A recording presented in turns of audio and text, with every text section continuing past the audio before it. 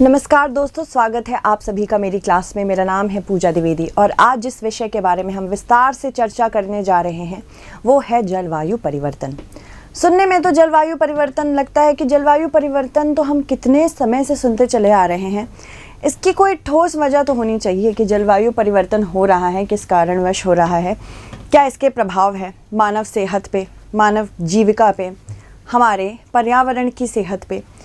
हर चीज़ एक दूसरे से जुड़ी हुई है और इसी कड़ी को हमें आज अच्छे से इस कड़ी का हमें विश्लेषण करना है। और इसका विश्लेषण विशेष रूप से हम सर्वोच्च न्यायालय के एक डिसीजन या जजमेंट के ऊपर करेंगे। Recently, what has happened that the Supreme Court has expanded the scope of Article 21 and 14. उन्होंने विस्तार किया है, सुप्रीम कोर्ट की बेंच ने आर्टिकल 21 अनुच्छेद 21 एवं अनुच्छेद 14 का विस्तार करते हुए कहा है कि हर नागरिक को, भारत के हर नागरिक को पर्यावरण या जलवायु परिवर्तन के प्रतिकूल प्रभावों के खिलाफ एक सुरक्षा देनी चाहिए। और ये सुरक्षा कौन देगा? ये सुरक्षा हमारी सरकार देगी। जलवायु परिवर्तन से हमारी सेहत पे, हमारी जीविका पे और साथ ही साथ हमारे आसपास के जंतुओं की सेहत पे भी बहुत ही ज़्यादा प्रभाव पड़ते हैं। और जब ये प्रभाव एक व्यापक रूप से पड़ते हैं तो एक तरह से विनाश होता है। इसीलिए सुप्रीम कोर्ट या सर्वोच्च न्यायालय ने ये पहले ही बता दिया कि प्रतिकूल प्रभाव जितने भी हो रहे हैं उससे मानव गतिविधियों पे, मानवों पे, साथ ही साथ उनकी जीविका पे जो गलत असर पड़ रहा है उसको कंट्रोल करना ज़रूरी है। और ये सरकार की एक बहुत बड़ी जिम्मेदारी रहेगी कि उसको नियंत्रण में रखना है। तो अब सरकार कोई ऐसा कदम अगर उठाए जिसके वजह से जलवायु परिवर्तन हो सके या फिर जलवायु परिवर्तन इस प्रकार से प्रोग्रेस हो कि इवेंचुअली उसका इम्पैक्ट ह्यूमन बॉडीज़ पे, ह्यूमन बींग्स पे, हमारे एनवायरनमेंट पे आने लगे, तो आप उन्हें कोर्ट ले जा सकते हैं। इतना अधिकार जो हमारे मौलिक अधिकार हैं, फंडामेंटल राइट्स हैं, उसके अंतर्गत आता है। तो ठीक है, ये आपको याद रखना है कि यहाँ पे एक निर्णय सुनाया गया है सर्वोच्च न्यायालय द्वारा कि जलवायु परिवर्तन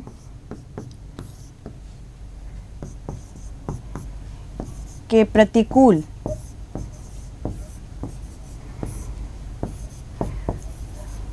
प्रभावों के खिलाफ नागरिकों को मौलिक अधिकार दिया जा रहा है। नागरिकों को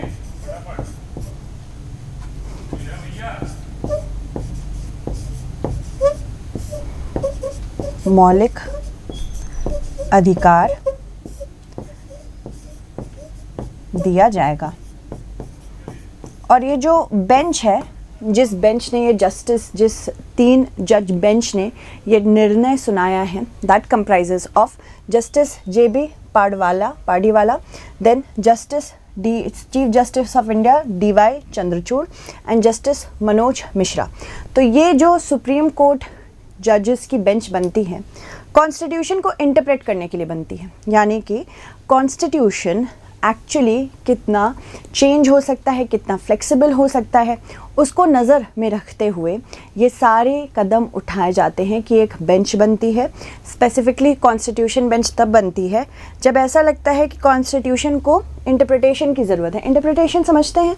इंटरप्रिटेशन यानी कि प्रॉपर इंटरप्रिटेशन, अंडरस्टैंडिंग कि हर अनुच्छेद कितना व्यापक रूप से हम इसे जान सकते हैं, कितने व्यापक रूप से हम इसे पढ़ सकते हैं। तो इंटरप्रिटेशन वही होता है। ठीक है, तो यहाँ पे आप वोकैबुलरी भी अपनी स्ट्रॉन्ग कर सकते हैं। इंग्लिश वोकैबुलरी, इंटरप्रिटेशन,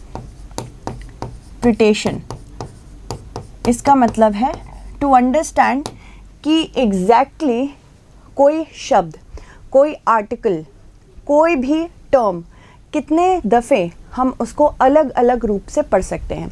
और जिन आर्टिकल्स को यहाँ पे अलग अलग रूप से पढ़ा गया है, एक तो है आर्टिकल 14 अनुच्छेद 14 और अनुच्छेद 21। तो अनुच्छेद 14 और अनुच्छेद 21 को व्यापक तौर से पढ़ा गया और जितने भी जलवायु परिवर्तन के प्रतिकूल प्रभाव हैं उनको इसमें रखा गया है। कैसे? देखो, आर्टिकल 21 की अगर हम बात करें या अनुच्छेद 21 की बात करें तो इसमें बोला जाता है कि हर नागरिक को right to life and personal liberty है। यानी आप अगर अपनी लाइफ को जीना चाहते हैं, उस लाइफ को आप कितने अच्छे से जी सकते हैं, कितने बेहतरी या फिर कितनी अच्छी स्टैंडर्ड या क्वालिटी ऑफ लाइफ को लेके आगे बढ़ सकते हैं। तो यहाँ सबसे बड़ी चीज़ यही है कि अनुच्छेद 21 में से रखा गया है। दूसरी चीज़, अनुच्छेद 14 में क्यों रखा गया है? अनुच्छेद 14 कहता है right to law, right to equality and equal protection of law, यानी कि कानून के सामने सभी एक समान होते हैं। ज़रूरी नहीं है कि एक अधिक पैसे वाले व्यक्ति को हम प्रोटेक्शन दें और जिनके पास पैसा शायद उतना नहीं है उनको प्रोटेक्शन ना मिले। किसी बहुत उच्च कुर्सी पे कोई बैठा है उसको प्रोटेक्शन मिले और जो थोड़ा निचली कुर्सी पे बैठा है, यानी कि कुर्सी का मतलब ओहदे से है, तो उसे हम प्रोटेक्शन ना दें। तो यहाँ पे इक्वालिटी बिफोर लॉ और इक्वल प्रोटेक्शन ऑफ लॉ दिया जा रहा है। यानी कानून के सामने हर व्यक्ति को मौलिक अधिकार देना चाहिए कि पर्यावरण या फिर जलवायु परिवर्तन से अगर उसके ऊपर कोई दुष्परिणाम हो रहे हैं तो उससे उसका बचाव करना है। अब यहाँ पे इसको फंडामेंटल राइट्स में जोड़ने की ज़रूरत ही क्यों थी, इसके बारे में भी जानेंगे। उससे पहले जलवायु परिवर्तन देख लेते हैं, होता क्या है। जलवायु परिवर्तन का मतलब है किसी क्षेत्र का औसत मौसम, इसको हम क्या कहते हैं? किसी क्षेत्र के औसत मौसम को हम कहते हैं जलवायु। ठीक है, इसका मतलब होता है जलवायु। और ये मौसम से इसीलिए अलग होता है, किसी क्षेत्र का औसत मौसम होता है और ये लंबे समय तक उस क्षेत्र में रहता है। मौसम क्या होता है? वो बार बार बदलता रहता है। दैनिक स्तर पर अगर हम देखें तो आज मौसम ठंडा हो सकता है, कल उससे थोड़ा गर्म हो सकता है, परसों बारिश वाला हो सकता है, नरसों इतनी ज़्यादा धूप निकली हो सकती है जिससे आप बाहर जाएं तो लगेगा कि आज आपका वाष्पीकरण ही हो जाएगा। तो यहाँ पे मौसम हर वक्त परिवर्तित होता है, पर किसी क्षेत्र में अगर लंबे समय तक एक औसत मौसम बने रहता है उसे हम जलवायु कहते हैं। तो किसी क्षेत्र का औसत मौसम जो लंबे समय तक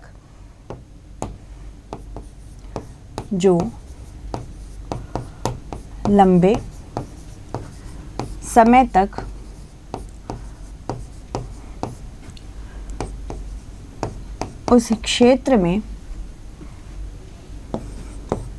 बना रहता है उसे हम जलवायु कहते हैं। उसे हम जलवायु कहते हैं। अब जलवायु परिवर्तन क्या होता है? सिंपल सी बात है, जलवायु की बात करें तो ये औसत मौसम है। यहाँ पे 2-3 चीज़ें आपको याद रखनी है अगर आपको आंसर राइटिंग करनी है। ये पहली बात तो औसत मौसम है। दूसरी चीज़, ये लंबे समय तक एक क्षेत्र में बने रहता है और इसे जलवायु कहते हैं।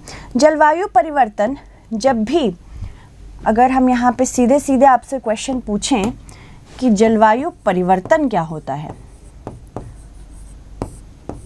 यूपीएससी, एमपीपीएससी ये सारे क्वेश्चंस ज़रूर पूछता है, देखना चाहता है कि स्टूडेंट्स का कंसेप्ट क्लियर है कि नहीं।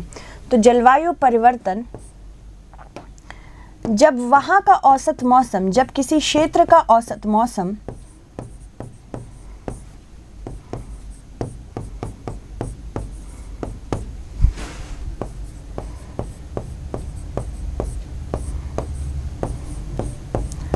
बदलने लगे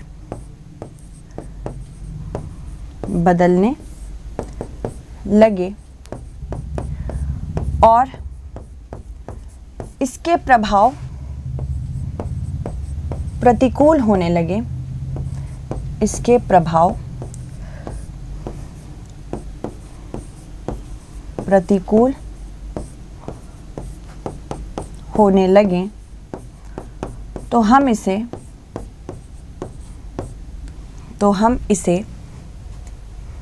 जलवायु परिवर्तन कहते हैं। तो हम इसे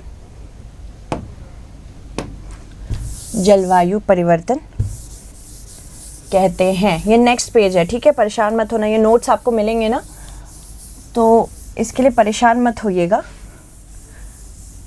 ये मैं पूरा रब नहीं कर रही हूँ, क्योंकि इसके पीछे मैंने यहाँ पे रखा हुआ है आपके लिए। देखो, मैं आप लोगों की बहुत केयर करती हूँ जब नोट्स बनाने की बात आती है। परेशान नहीं होना है, ठीक है। तो जब किसी क्षेत्र का औसत मौसम बदलने लगे और इसके प्रभाव प्रतिकूल होने लगे तो हम इसे जलवायु परिवर्तन कहते हैं।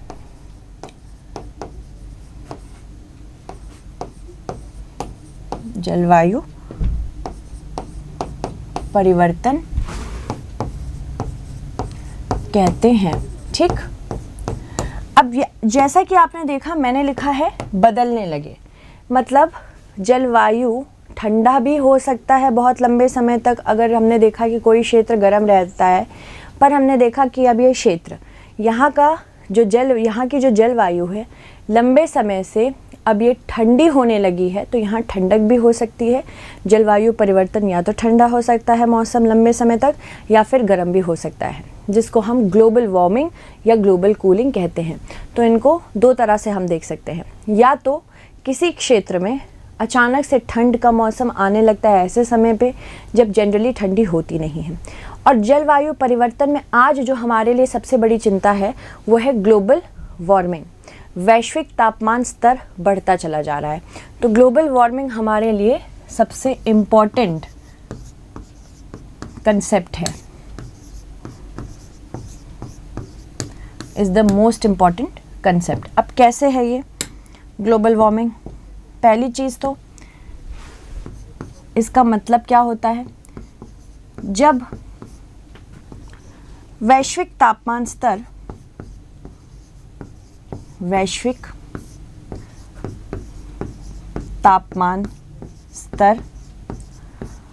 औसत तापमान स्तर से ऊपर जाने लगे, औसत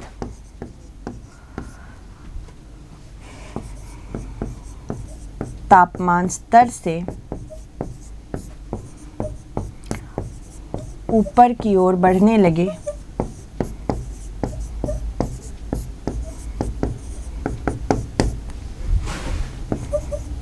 तो इसे हम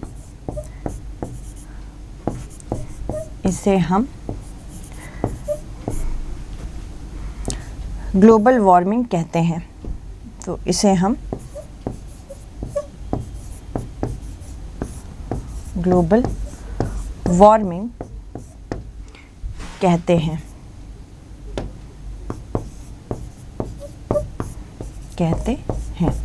ठीक है।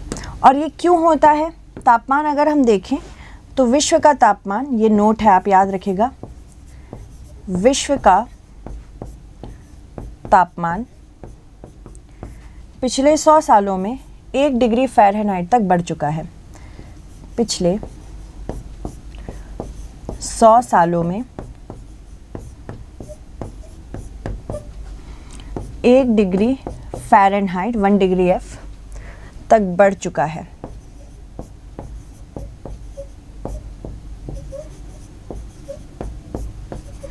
एक डिग्री फ़ारेनहाइट सुनने में तो छोटा है, पर अगर थोड़ा सा भी टेम्परेचर बढ़ जाता है तो इसके प्रभाव बड़े ही भयानक होते हैं। ये जानते हैं कैसे? पहली बात तो अगर तापमान बढ़ रहा है तो क्यों बढ़ रहा है? इसके लिए सबसे पहली चीज़ तो मानव गतिविधियाँ, क्यों बढ़ रहा है तापमान। देखो, ऐसा पहली बार नहीं हुआ है कि वैश्विक तापमान स्तर बढ़ रहे हों, पहले भी साइकिल चलती है। एक साइकिल ऐसी होती है जब ग्लोबल कूलिंग होती है, पूरे विश्व में ठंडी बढ़ने लगती है, फिर उसके बाद ग्लोबल वार्मिंग का समय आता है, फिर से ग्लोबल कूलिंग होने लगती है।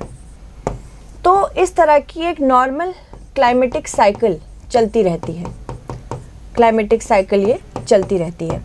पर अगर ग्लोबल वार्मिंग हो रही है, वैश्विक तापमान बढ़ रहा है, उसमें मानव गतिविधियों की वजह से ये इस प्रकार से बढ़ रहा है कि बहुत तीव्र है, साथ ही साथ इसके प्रतिकूल प्रभाव बहुत ज़्यादा हैं। तो हमें समझ में आ जाता है कि ये नॉर्मल नहीं है, ये कुछ अबनॉर्मल चीज़ हो रही है। तो क्यों बढ़ रहा है तापमान? सबसे पहले तो मानवीय गतिविधियों की वजह से। मानवीय गतिविधियां सबसे बड़ी जिम्मेदार हैं इसकी, मानवीय गतिविधियां। इसमें जीवाश्म ईंधन जलाना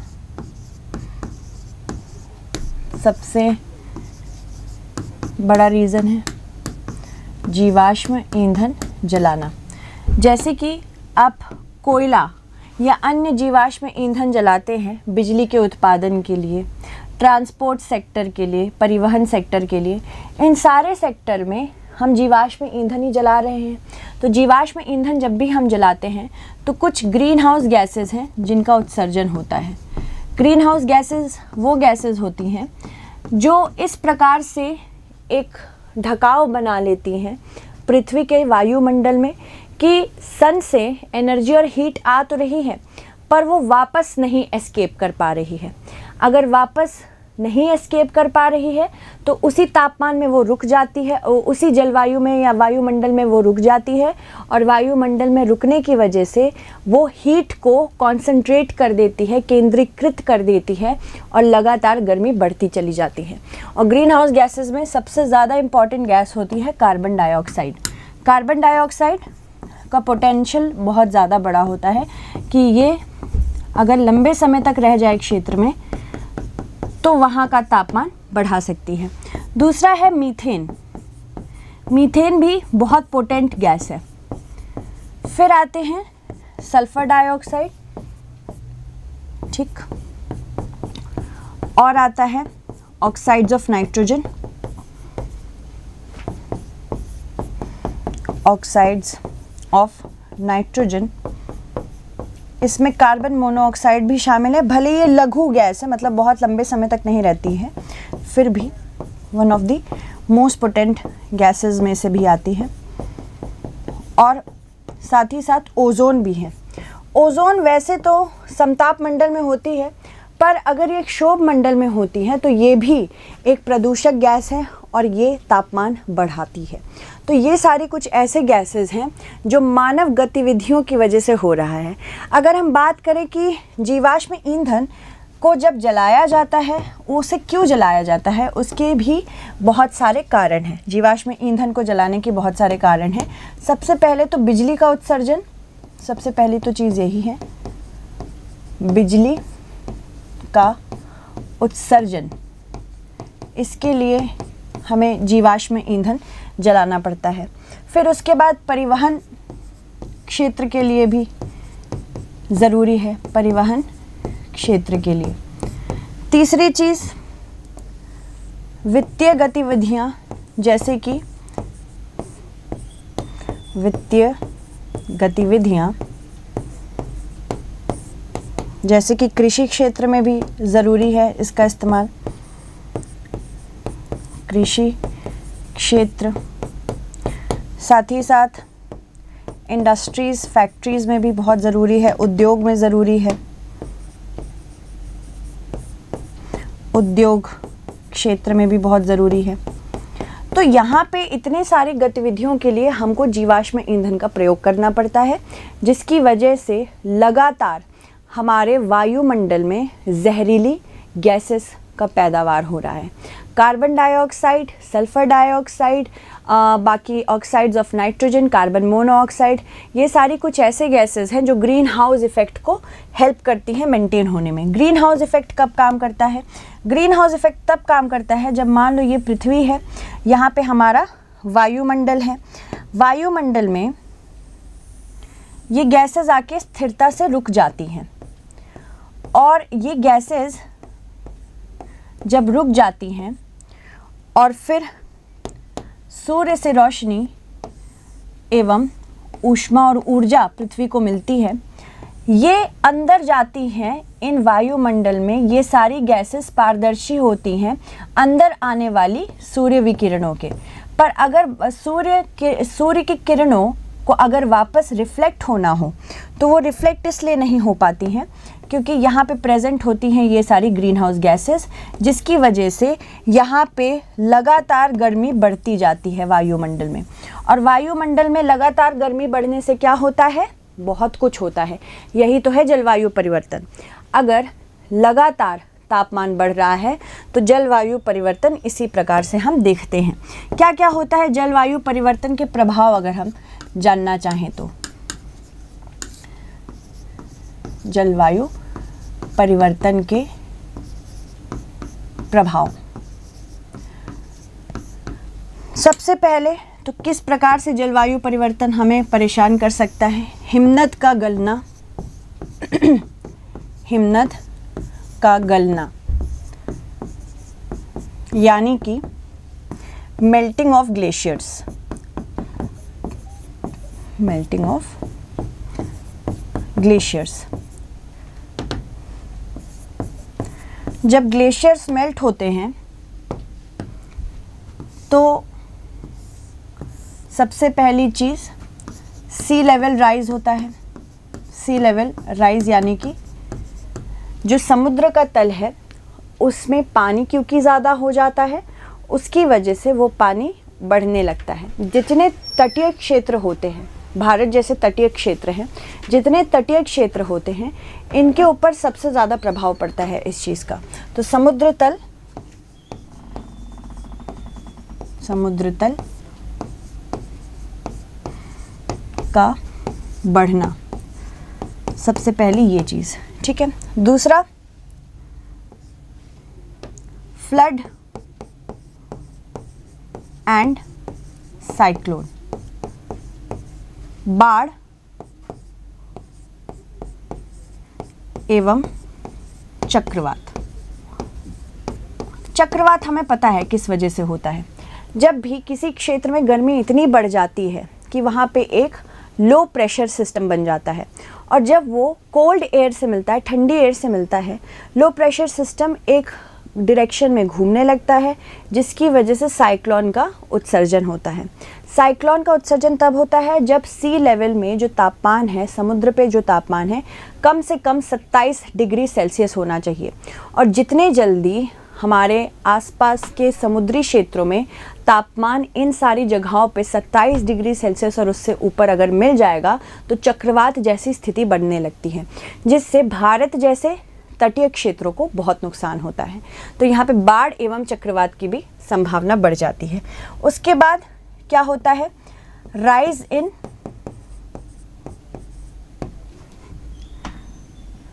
इविल्स ऑफ एल नीनो, यानी अल नीनो को भी बढ़ावा मिलता है। अल नीनो क्या होता है? ये एक ऐसा फिनोमेना है जो हर 4 से 6 साल में आता है, और ये पूर्वी प्रशांत महासागर में जो क्षेत्र होता है पेरू और चिले के पास, वो प्रशांत महासागर का क्षेत्र गर्म होने लगता है। जब वो बहुत ज़्यादा गर्म होता है, और स्पेशली जब व्यापारिक पवनें हैं जो पूर्व से पश्चिम की तरफ बहती हैं नॉर्मल सालों में, वो क्या करती हैं? उस गर्म क्षेत्र को ले जाती हैं और वो इंडिया और इंडोनेशिया और ऑस्ट्रेलिया की तरफ ढकेल देती है। पर अगर व्यापारिक पवनें उस समय कमज़ोर होती हैं तो वो ऐसा कार्य नहीं कर पाती हैं, जिसकी वजह से वैश्विक तापमान एल नीनो की वजह से, वैश्विक तापमान तो पहले से बढ़ा था, पर एल नीनो इस वैश्विक तापमान की वजह से बार बार आने लगा है।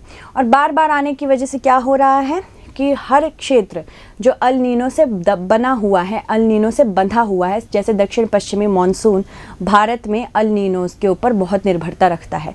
जिस साल अल नीनो होता है उस साल हमारा दक्षिण पश्चिमी मॉनसून कमज़ोर रहता है, तो भारत में इस वजह से भी बहुत नुकसान होता है, स्पेसिफिकली अगर हम बात करें कृषि क्षेत्रों की। ठीक है, तो इतनी सारी चीज़ें होती हैं। पहले तो हिमनद पिघलते हैं, हिमनद पिघलने से सी लेवल राइज होता है, flood, cyclone, rise and evils of El Nino. दूसरी चीज़ क्या होती है? समुद्र का तापमान बढ़ता है।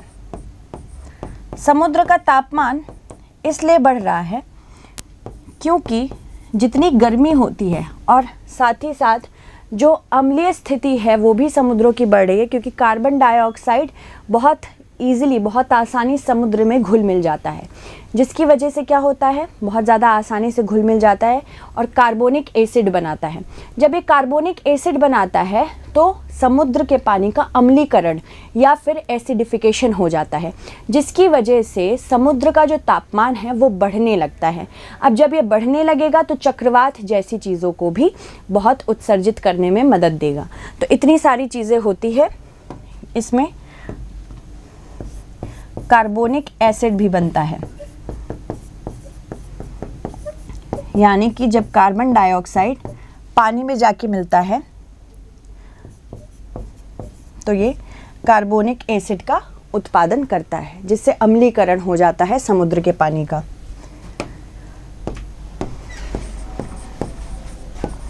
समुद्र के जल का अम्लीकरण। इतने सारी परेशानियां होती हैं। जब बहुत ज़्यादा तापमान बढ़ता है तो जंगल की आग जैसी चीज़ें भी बढ़ने लगती हैं। ये अलग एक और प्रभाव है, जंगल की आग को भी बढ़ाता है।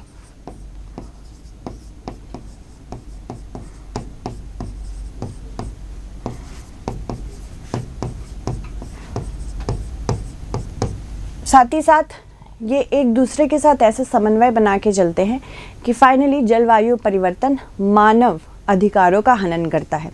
मानव अधिकारों की बात करें तो मानव अधिकार आखिर होता क्या है, चलो ये जान लेते। प्रभाव मैंने आपको ऑलरेडी बता ही दिया है क्या क्या प्रभाव होते हैं, तो इसको हम यहाँ पे छोड़ देंगे। अगर मानव अधिकार की बात करें, मानव अधिकार क्या होता है? हर मानव को बिना किसी जाति, लिंग, राष्ट्रीयता या फिर किसी अन्य निर्भरता के ऊपर बिना भेदभाव के अगर हम उसको एक जैसा मानते हैं, हर मानव को अगर हम इन सारी चीज़ों के besides all that if we observe the people, तो हमें समझ में आता है कि every human being is equal. तो जब किसी मानव के अधिकारों का हनन, उसके लिंग, राष्ट्रीयता, जहाँ वो पैदा हुआ, ये सारी चीज़ अगर हम नहीं देखेंगे और उनको एक समान से एक जैसा अधिकार देंगे तो उसे हम मानव अधिकार कहते हैं। ठीक है, सिंपल एज दैट। मानव अधिकार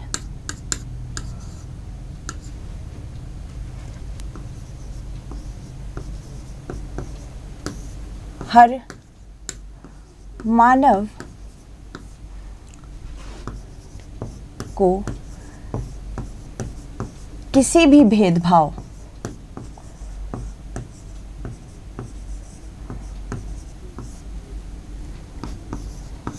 के विपरीत जब हम एक समान समझते हैं एवं जाति, लिंग, राष्ट्रीयता, भाषा आदि के ऊपर नहीं भेदभाव करते हैं,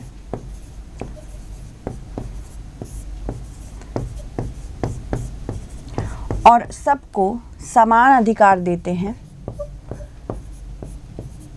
और सबको समान अधिकार अगर देते हैं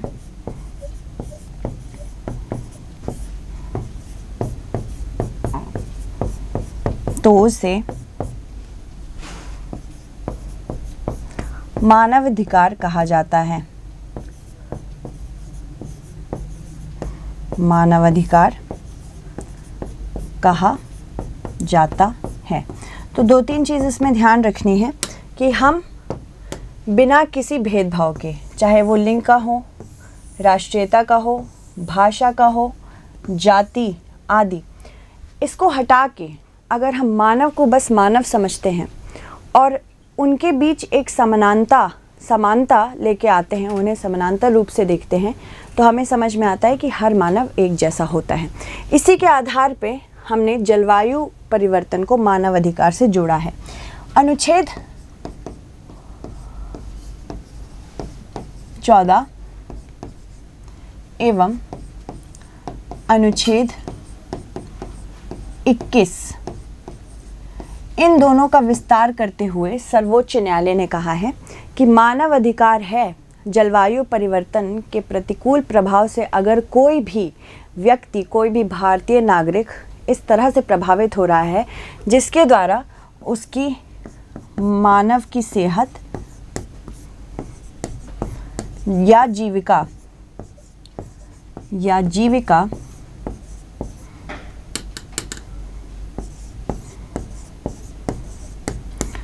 पर एक व्यापक असर पड़ रहा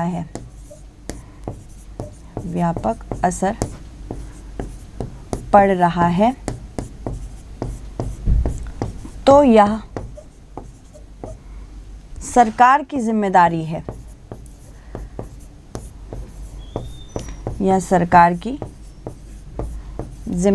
है, कि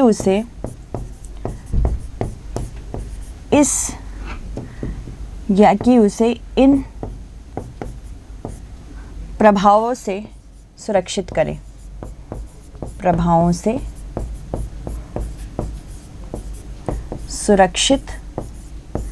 करे। ठीक है, पहली चीज़ तो ये है। अब मतलब इसको अनुच्छेद 14 और 21 में रखने का क्या मतलब था? जब पहले ही से हमारे पास पर्यावरण से संबंधी कुछ प्रावधान हैं हमारे भारतीय संविधान में, जैसे कि अगर मैं बात करूं अनुच्छेद 48A जो कि भाग 4 में एक directive principle of state policy है। ये directive principle of state policy है। ये साफ साफ कहता है कि directive principle of state policy basically एक डायरेक्शन है गवर्नमेंट को। ये किसी भी कोर्ट में एनफोर्सेबल नहीं है कि अगर इसका उल्लंघन हो गया तो आपको कोर्ट ले जाया जाएगा। ये बस एक डायरेक्शन है कि आप इस प्रकार से, इस दिशा निर्देश के साथ इस दिशा में काम कर सकते हैं। ये साफ साफ कहता है कि यहाँ पे स्टेट की जिम्मेदारी है, गवर्नमेंट की जिम्मेदारी है कि पर्यावरण एवं जीव जंतुओं को संरक्षित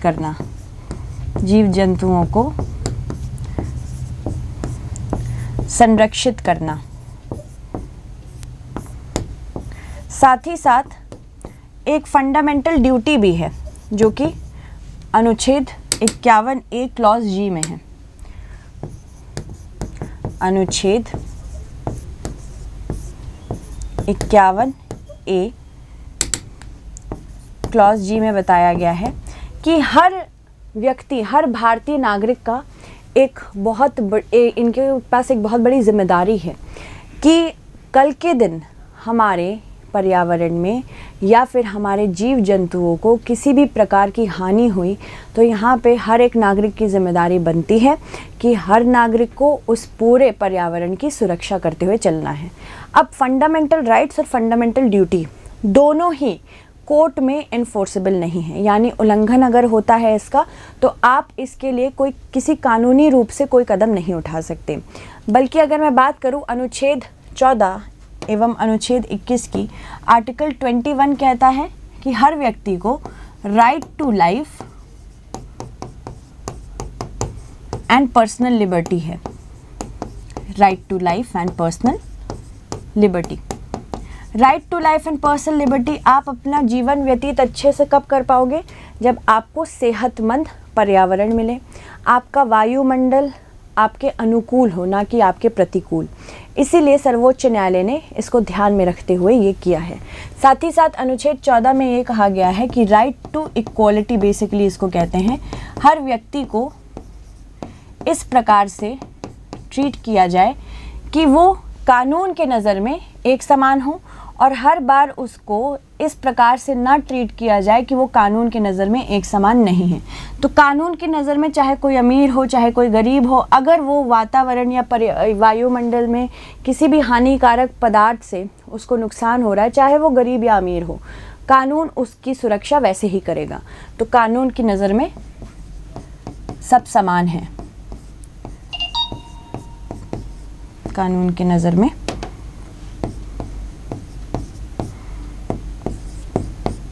सब समान है। ठीक है, यही बेसिकली दो कहना है। अब यहाँ पे इसको फंडामेंटल राइट्स में लाने के पीछे रैशनल ये था कि अगर इसका कॉन्ट्रवेंशन होता है, और फंडामेंटल राइट्स हमेशा याद रखिएगा हमारे पास किसके लिए अवेलेबल है, हमारे लिए ये अवेलेबल है अगेंस्ट द स्टेट, यानी कि स्टेट के अगेंस्ट अवेलेबिलिटी हमको है। और स्टेट के अगेंस्ट हमको अगर किसी चीज़ की अवेलेबिलिटी मिल रही है तो कल के दिन अगर स्टेट ने यानी गवर्नमेंट ने उसके लिए कोई कड़े कदम नहीं उठाए तो हम गवर्नमेंट से कोर्ट में जाके क्वेश्चन पूछ सकते हैं, क्योंकि ये फंडामेंटल राइट्स है, ये मौलिक अधिकार है। मौलिक अधिकार नेगेटिव राइट्स होते हैं। नेगेटिव यानी कि ये हमेशा सरकार की डिक्टेटरशिप के खिलाफ हमें दिए जाते हैं। और ये सिंपल सी चीज़ थी जो हमें आज समझनी है। इसी के साथ आज की क्लास हम एंड करते हैं। जल्दी आएंगे दूसरी क्लास के साथ। धन्यवाद।